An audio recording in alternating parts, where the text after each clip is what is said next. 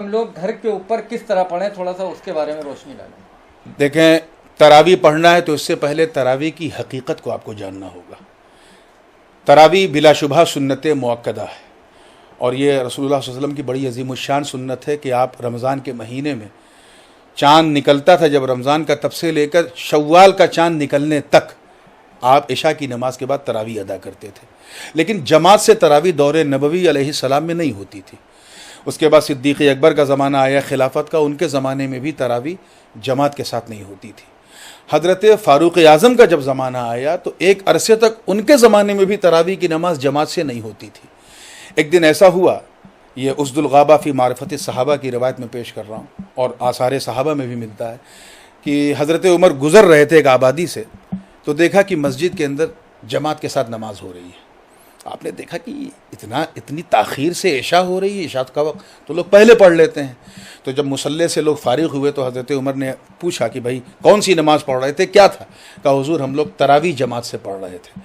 तो हज़रत उमर इब्न ख़त्ताब ने कहा कि निअमतिल बिदअतु हादिही, ये अल्फाज थे कि ये बहुत अच्छी बिदअत है, यानी ये वो बिदअत है जो जिससे शौकत इस्लामी में इजाफ़ा होगा। बस उसी दिन से तरावी की नमाज जमात के साथ उस पर इजमा हो गया उम्मत का। तो अब मस्जिद में हम इसलिए जाते हैं क्योंकि वहाँ जमात का एहतमाम है और जमात से नमाज पढ़ने का सवाब ज़्यादा है। लेकिन लॉकडाउन की सूरत में जहाँ हम मुक़य्यद हैं, महसूर हैं, मजबूर हैं, वहाँ हम घर में तरावी पढ़ें।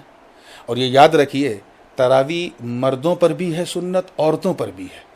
मस्जिद की वजह से होता क्या था, मर्द तो पढ़ते थे, औरतें नहीं पढ़ती थी। अब मुझे उम्मीद है कि इस लॉकडाउन की सूरत में इंशाअल्लाह मर्द औरत दोनों पढ़ेंगे।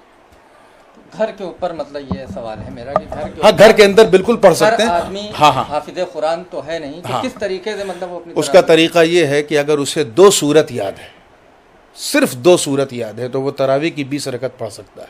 हर रकत में उन्हीं 2 सूरत को पढ़े, इससे बहस नहीं। कुरान पाक में साफ है, फ़क़रऊ मा तयस्सर मिनल कुरान, नमाज में वो पढ़ो जो तुम पढ़ सकते हो।